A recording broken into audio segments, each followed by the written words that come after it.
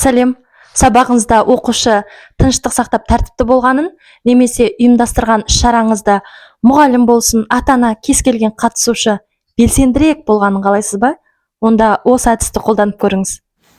Қараңызшы, қандай әдемі, эстетикалық талғамға сай, сондай жинақы купон шықты. Бұл сыйлық купоны деп аталады. Бұнда номерлер бар, 1-ден 35-ге дейін қамтыдым.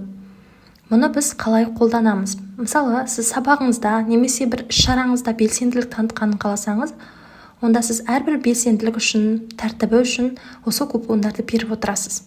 Мысалы, бір купонды бергенде дәл сол санды цифраны жеребеден алып, бүктеп, арнайы ыдысқа салып отырасыз. Сабақ немесе ұйымдастырған іс-шараңыздың соңында осы салынған жеребелер бар ыдысты шайқап, ішінен бір жеребені таңдайсыз. Сондағы цифраға сәйкес купон иесі сіздің алдына ала дайындап қойған сыйлығыңызды иеленеді. Мұны жеке алуға немесе каналға тіркелуге мүмкіндік бар. Басқа да әдіс-тәсілдерді бақылап отыру үшін парақшама жазылыңыз.